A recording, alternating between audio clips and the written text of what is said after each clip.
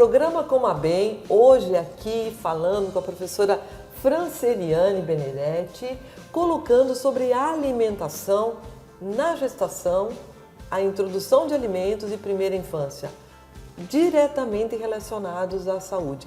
Professora Franceliane, seja muito bem-vinda. Aliás, né, eu não lembro se você esteve aqui no nosso programa. Já esteve. Gente, mas faz tanto tempo. E como a gente está preconizando, a gente está querendo trabalhar esse processo educativo, Franceliane, sobre a alimentação nesse período que a gente falou. Nós já falamos aqui com a professora Pamela Diesel, quando ela fala sobre dentição, desde a gestação, o preparo da gestante e depois os primeiros decíduos, os dentes de leite e toda a saúde bucal da criança, do adolescente, do adulto e do idoso. E nós tivemos aqui também a professora Pauline, da Publicidade e Propaganda, onde ela fala sobre esses meios que leva essa criança a comer alimentos inadequados. Professora Franceliane, conta pra gente como ter uma alimentação adequada na gestação para que depois na vida adulta isso reverbere como saúde.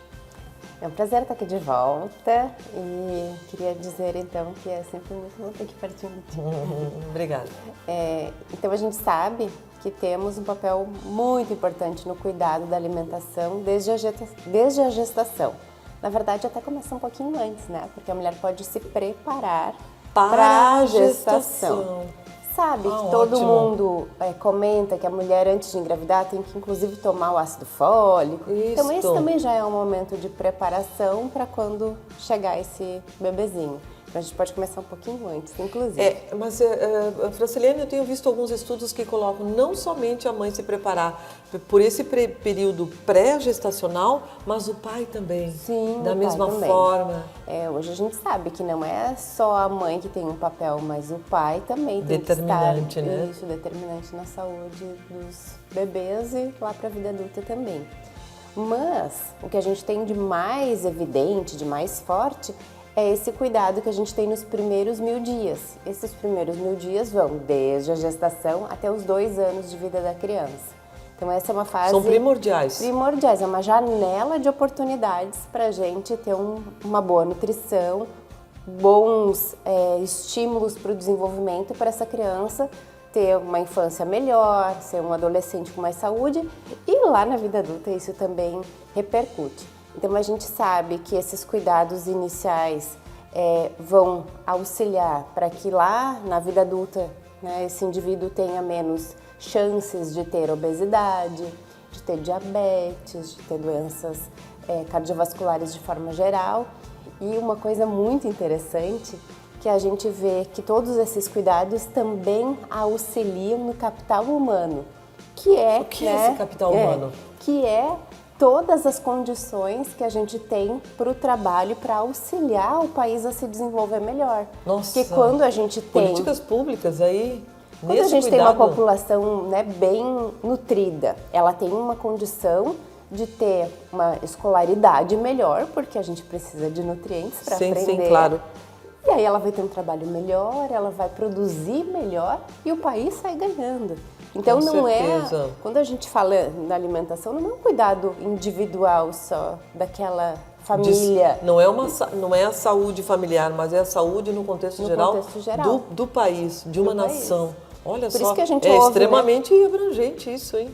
Por isso que quando a gente ouve a frase, né, famosa de quando nasce uma criança, todos são responsáveis por ela, é por isso, porque a gente tem inúmeras possibilidade de auxiliar, não só aquela família. Né, universo. Pessoal, percebam bem essa fala da professora Franceliane. Aliás, nós temos que relevar aqui, né, a professora Franceliane, ela trabalha no mestrado materno-infantil, é professora e também do doutorado agora. E é orientadora também de um egresso nosso, que é o Nicolas Dovide. Então, é extremamente relevante esse teu conhecimento, Franceliane, para que se possa pensar na nutrição, não somente na individualidade, isso que você falou, é na universalidade. Nós podemos até falar assim, até no PIB do Brasil, gente. Ou no que a gente chama o Índice de Desenvolvimento Humano, está diretamente relacionado, são vários fatores que incluem esse Índice de Desenvolvimento Humano. E a gente às vezes pensa um pouquinho pequeno, não é, Franceliane? E principalmente o nutricionista. Então, a partir do momento que o nutricionista ele está embasado nesse universo, que ele tem esse conhecimento, que tem essa visão ampliada sobre isso, eu acho que a gente pode pensar que essa população ela vai ter menos problemas relacionados à alimentação na vida adulta, nas doenças crônicas, em outras doenças de forma geral. Mas o que fazer para a gestante em relação à alimentação de forma pontual? O que é básico? O básico que a gente sabe hoje que pode repercutir é especialmente o ganho de peso da gestação. Opa! Todo mundo fala, a gestante tem que ganhar 12 quilos, a gestante pode comer por 2. Não é bem assim, existe. né? A gente tem um parâmetro para acompanhar a gestante, toda gestante recebe uma caderneta, né? E lá tem as curvas de desenvolvimento que a gente vai acompanhando como aquela gestante vem ganhando peso. Isso é primordial. Todos os estudos que a gente tem publicados falam o quanto esse ganho de peso, de acordo com cada uma delas, faz toda a diferença para essa saúde na vida adulta. Então, esse controle, né, no ganho de peso... O que traria um ganho de peso excessivo para o desenvolvimento dessa criança? Eu gostaria que você explicasse para que as futuras mamães e a população em geral tenham conhecimento disso. Então, claro, a gente vai acompanhando, né? Cada uma vai ter lá o seu máximo de ganho de peso na gestação. Para quem está eutrófico, a gente pode ganhar um pouquinho mais de peso, né? Quem está com peso normal já antes da gestação. Quem tem um pouquinho de peso a mais antes da gestação, a gente faz um controle mais adequado, mais severo, mas isso tudo repercute no que essa gestante vai comer de alimentos. Sim, então, obviamente que a gente vai pensar na gestação, eu tenho que priorizar esses alimentos que estão aqui expostos, que são os in natura, os minimamente processados, porque vão ter todas as vitaminas, os minerais que essa gestante vai precisar. Porque na gestação a gente precisa de mais nutrientes, não é de mais quantidade de comida. Então eu tenho que selecionar a qualidade. Agora, se eu for lá para aquele lado dos ultraprocessados, né, os salgadinhos, os macarrão instantâneo, as comidas congeladas, industrializadas, prontas, aí eu já tenho que ter um cuidado, porque além de ter esse excesso de calorias que pode repercutir lá no ganho de peso, também vão ter nutrientes que não são adequados para aquela fase de vida.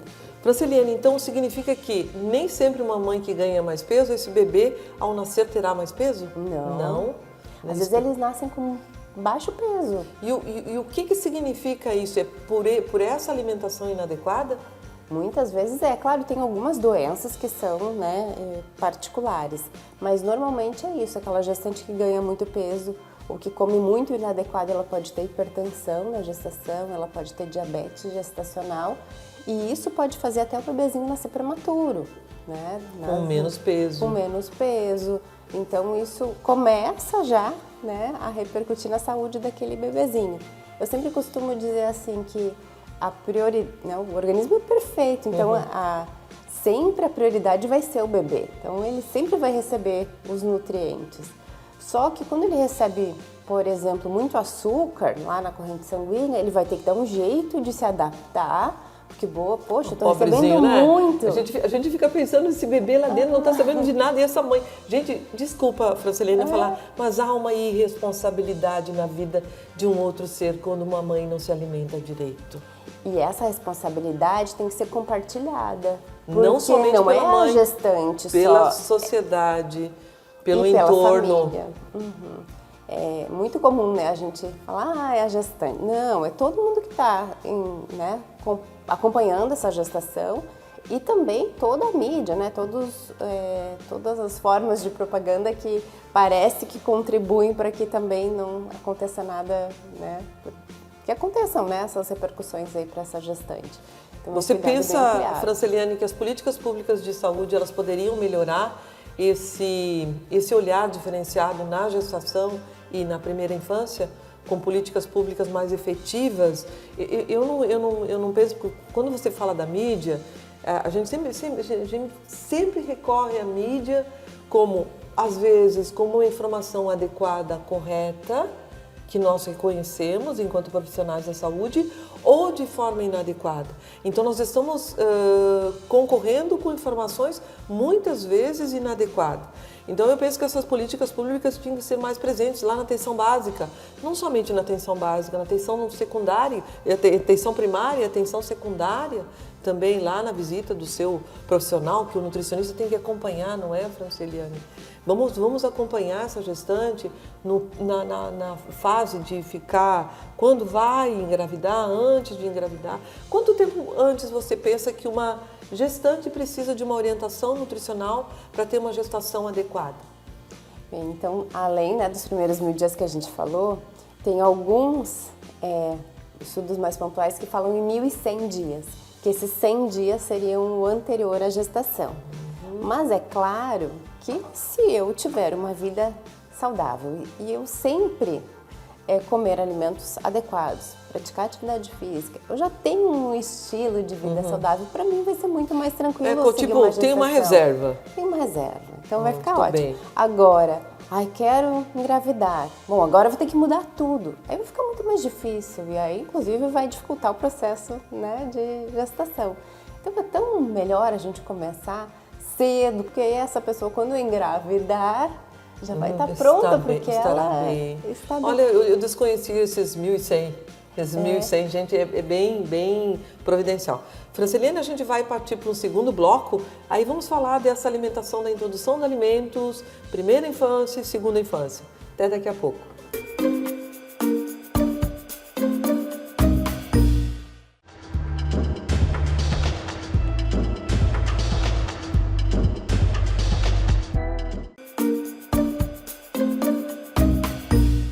Voltando aqui ao programa Coma Bem, prestem atenção, a professora Franceliane vai falar sobre a introdução dos alimentos nesse segundo bloco e algumas políticas que estão sendo divulgadas agora. Professora Franceliane, o que fazer para uma criança comer bem desde a introdução dos alimentos, primeira e segunda infância? Olha só quanta coisa que eu estou pedindo para ela.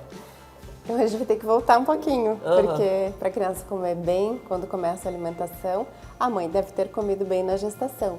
Porque o que a mãe come também aparece lá no líquido amniótico, né? Que é aquele líquido onde o bebezinho fica. Então o bebezinho já vai reconhecendo os sabores. Olha que lindo, né? É uma mágica, é uma mágica. Aí na sequência é muito importante ele ter o aleitamento materno, porque também o leite materno muda de sabor conforme o bebezinho vai, né? Conforme a mãe vai se alimentando melhor e aquele bebezinho vai reconhecendo os sabores diferentes. No entanto, quando ele recebe aquela fórmula infantil, é o mesmo sabor sempre, né? Verdade! Olha, gente! Gente, eu fico encantada. Eu não tinha... Sério, Franceliane, quando eu penso, eu estou comendo alguma coisa, eu estou passando para o leite materno. Que espetáculo, né? A possibilidade dessa vida diferenciada. Então, imagina, quando o bebezinho começa a comer, ele vai ter que aprender, se ele usou fórmula infantil, além da textura, da consistência, ele ainda vai ter que aprender sabores. Sim. Agora, aquele que está em aleitamento, os sabores ele já conhece, daí ele só vai reconhecer texturas e... que encanto, né? É muito bonito. Fora toda a parte nutricional que a gente sabe de imunidade que o leite materno, né, contém, que as outras Então, até os 6 meses de idade, somente aleitamento materno. Só. Livre demanda. Livre demanda. Ótimo. A partir dos 6 meses, o aleitamento continua sendo muito importante, ele faz parte. Às vezes as pessoas dizem, mas o bebê já está comendo, não precisa... Sim, gradualmente ele vai mamar menos vezes. No entanto, tudo que ele mamar é importante para sua imunidade, para sua formação, né? Pelos componentes do leite materno. Exatamente. Aí chegamos lá com 6 meses, o bebezinho vai começar a comer. Só que aí eu também tenho que observar, bom, será que esse bebezinho tem um desenvolvimento bom? Porque ninguém consegue comer com a cabecinha, por exemplo, né? Sentar na postura. Esse bebê já senta com o rosto, né? Apoiadinho. Ele tem um controle aqui da sua cabecinha. ele já aponta, ele já consegue pegar algumas coisas, bom, aí ele está pronto, né? Ótimo. E aí é muito interessante, né, Tereza, porque o bebezinho aos 6 meses ele já começa a sentar com apoio, já nascem os primeiros dentinhos, né, ele já fica com as enzimas digestivas que vão ajudar na digestão já mais próximas do adulto, né, já vai conseguindo desenvolver melhor. Então tudo encaixadinho, perfeito para ele começar a comer. E aí, então, essa fase da alimentação é importante, porque o bebê aprende pela observação. Olha! Né? Então, a família também deve estar engajada para começar a comer. De novo. Deixar o bebê junto com a família para comer, para ele aprender sobre os alimentos. Quando a gente oferece um alimento para o bebê, é importante nomear. Agora nós vamos comer a banana, agora nós vamos comer o feijão. Olha! Porque aí a gente vai ensinando. Alimentação complementar é aprendizado. E é interessante, Tereza, que aqui no Brasil a gente tem uma preocupação enorme com tem que comer. A gente se preocupa com a quantidade. E não é. Não é isso, né? Não Até é. você ministra aulas sobre essa... a gente vê, né, você postando nas mídias aí com seus alunos e a gente vê a quantidade, é uma colher disso e é uma quantidade tão pequena porque nós temos que imaginar o desenvolvimento físico, o desenvolvimento relacionado a todo o trato gastrointestinal, que o estômago não é tão grande, né? É bem pequenininho, então não é uma quantidade, né? Então as pessoas estão preocupadas e aí começam os problemas. Porque a pessoa, né, oferece, ela monta o pratinho pensando no que ela acha que está adequado. Daí ela monta lá o pratinho. Uma quantidade enorme, o bebê não come tudo que ela achou que ele iria comer. Daí o que ela faz? Acho que eu vou ter que substituir por uma mamadeira, vou ter que substituir por um industrializado. Ou até alguma coisa que para a mãe tem uma palatabilidade melhor, não para a criança. Porque a criança não precisa de açúcar, a criança não precisa de excesso de sal, a criança não precisa de excesso de gordura pelo menos nesse primeiro ano, né? A gente coloca isso, ou até os 2 anos, Franceliane? Até os 2 anos o açúcar, né? O açúcar não é necessário, né? Nunca? Nunca. Mas a gente vê nas zonas azuis, que é onde as pessoas vivem mais, as pessoas não comem açúcar. Vivem mais e não comem açúcar. Você imagina uma criança não estar habituada a colocar o açúcar na boca. Muitos pais cuidadores preparam os alimentos pensando no seu paladar, mas a gente também perde a oportunidade de deixar a criança formar o paladar dela, né? Quantas vezes as famílias dizem, não, eu não ofereço isso que não é muito bom. Tá, mas não é muito bom para você e para o bebê, se ele gostar. A gente perde a oportunidade, né? Mas é um processo educativo, né? Sim. E eu acho que é isso que a universidade se propõe, principalmente no mestrado e no doutorado. A gente trabalhar essas questões aqui, pelo menos eu vou falar aqui dentro da Universidade Franciscana, que a gente tem todas essas possibilidades de pesquisa, de processo educativo. Franceliane, esse primeiro período da vida, entre os 2 e os 7 anos, ou entre os 2 e os 10 anos, a primeira e segunda infância, tá? De novo, eu acredito que o contexto ele se torna importante, família de novo. O exemplo, eu não sei se eu estou errada em relação a isso, mas é isso que eu vejo em todos os trabalhos científicos. Tá? E a gente trabalha com evidência, conforme você falou, né? Até você colocou que a Organização Mundial da Saúde lançou um documento sobre a questão da alimentação.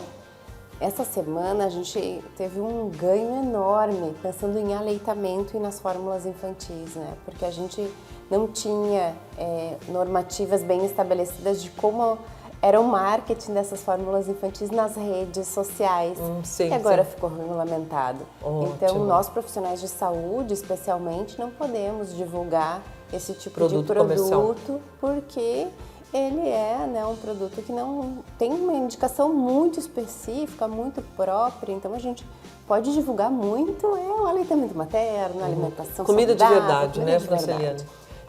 Aí nós temos o Guia Alimentar da População das Crianças menores menores de 2 anos.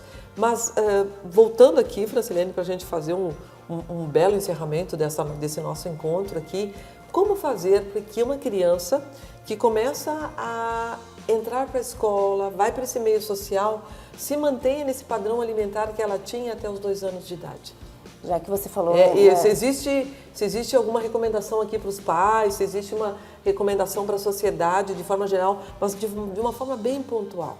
Já que você falou no mestrado, né, no doutorado em saúde materno-infantil, nós fizemos uma pesquisa nas escolas particulares, né, com as crianças do 1º ano aqui na cidade.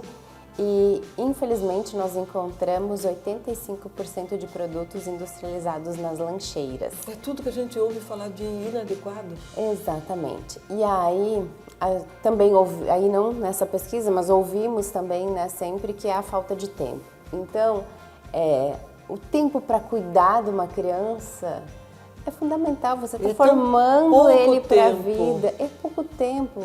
A gente sempre se pergunta, o que você faz em 1000 dias, em 5.000 dias, em 2.000 dias? É um espaço curto, né? A gente tem que ter um pouco mais de atenção.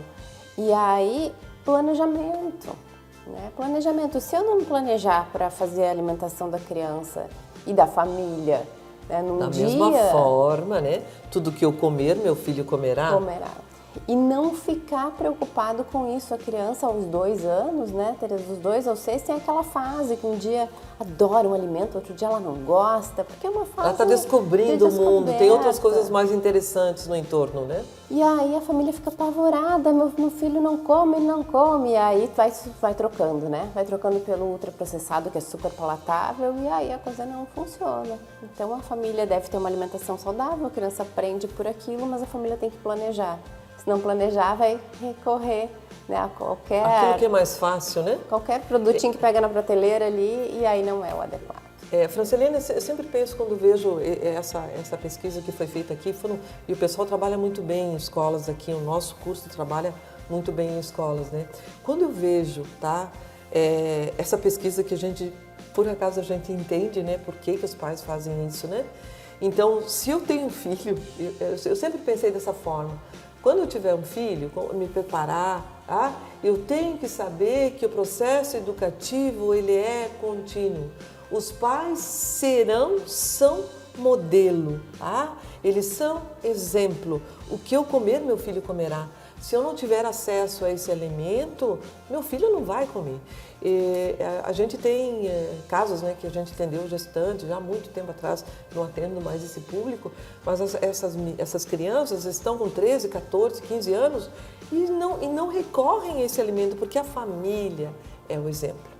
Então, Franceliane, deixa um recado aí muito bom para essa família que quer ter essa criança até os 2 anos de idade com saúde e nessa primeira infância. Deixa um recado para nós aí para o programa Coma Bem. Os pais são os responsáveis pela alimentação das crianças. Então é necessário e urgente que se pense na alimentação não só como uma forma de satisfazer um momento particular, mas na vida toda dessa criança, porque ela será um adulto mais saudável se tiver uma boa alimentação desde o início da vida. Perfeito, minha gente. Vejam bem, programa Coma Bem. Até o próximo programa. Não percam!